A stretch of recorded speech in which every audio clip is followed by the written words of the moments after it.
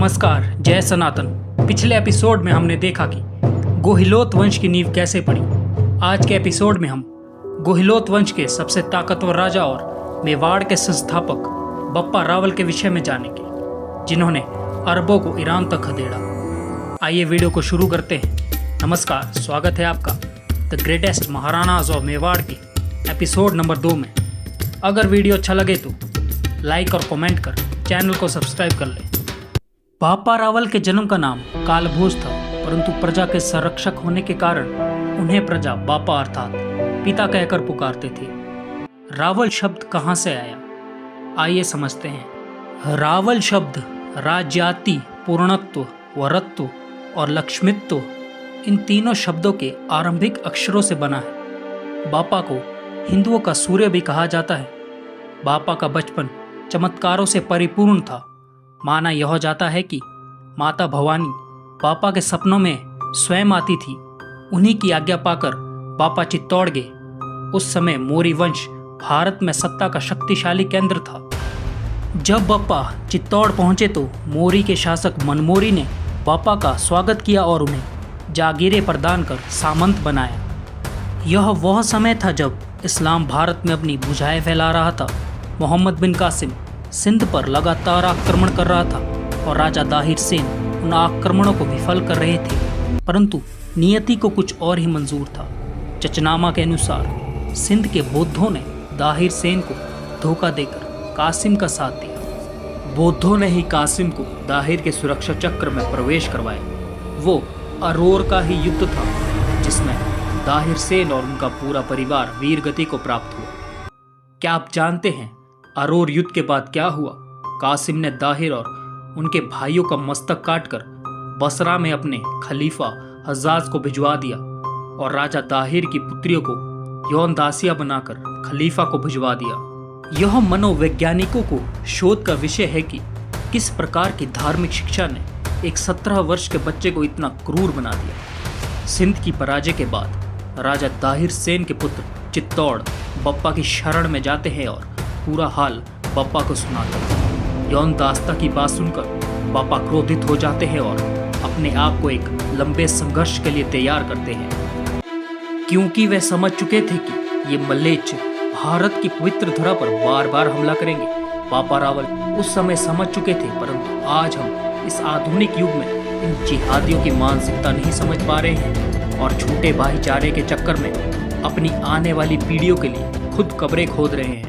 कासिम के अरब लौटने के बाद जुनैद अल मर्री नाम का अरब हत्यारा भारत पर आक्रमण करता है, परंतु इस बार बाप्पा ने गुर्जर प्रतिहार वंश के नागभट्ट के साथ मित्रता कर एक हिंदू संगठन बनाया और वर्तमान के मारवाड़ में मंडोर के निकट बाप्पा रावल के नेतृत्व वाली 5 से 6 हजार सेना ने 60,000 अरबों के साथ एक भयानक युद्ध हुआ। इस युद्ध में मौत का ऐसा तांडव हुआ कि मानो यमराज स्वयं धरती पर आकर मल्लेच्छों के प्राण हर रहे हो।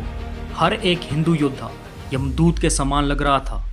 उमैयद वंश के विरुद्ध हिंदुओं की यह एक तरफा विजय थी। राजस्थान के इस युद्ध में मौत का ऐसा तांडव हुआ कि मल्लेच्छों के रक्त से सूखी बंजर जमीन में रक्त के तालाब बन गए। जिन मल्लेच्छों ने ईरान, मेसोपोटामिया, उत्तरी अफ्रीका, यहाँ तक कि पूर्वी यूरोप की सभ्यताएं तक नष्ट कर डाली, उन अरब लुटेरों को सर्वप्रथम पराजय का स्वाद बाप्पा रावल के हिंदू संगठन ने चखवाया था।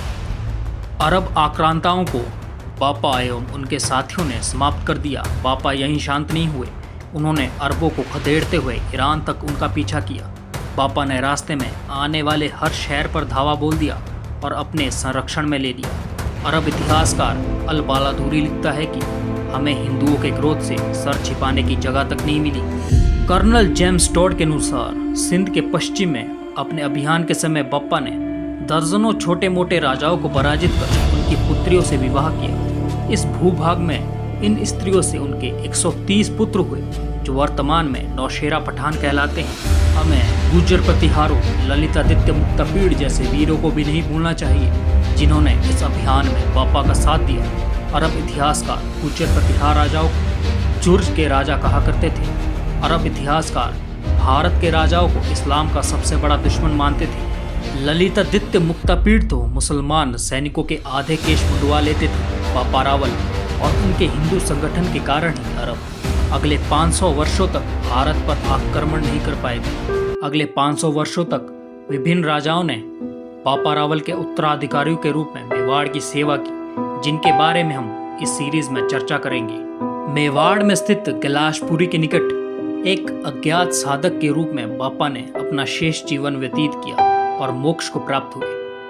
बहुत ही अफसोस की बात है, आज का हिंदू समाज राजपूत बनाम गुर्जर, गुर्जर बनाम मराठाओं के बीच फंस गया है और अपने महान पूर्वजों के नाम पर एक दूसरे को नीचा दिखा रहे हैं। बापा नागादित्य जैसे महापुरुष तो साथ में लड़े, पर ये अनपढ़ हिंदू अपने ही समाज को इन महापुरुषों के नाम पर बांट रहे हैं और विदेशी शक्तियां हिंदू समाज पर हावी हो रही है। समय रहते हमें तो समझना होगा और आपस में न लड़कर संगठन बनाकर इन शक्तियों से लड़ना होगा। यही इन महापुरुषों के लिए सच्ची श्रद्धांजलि होगी।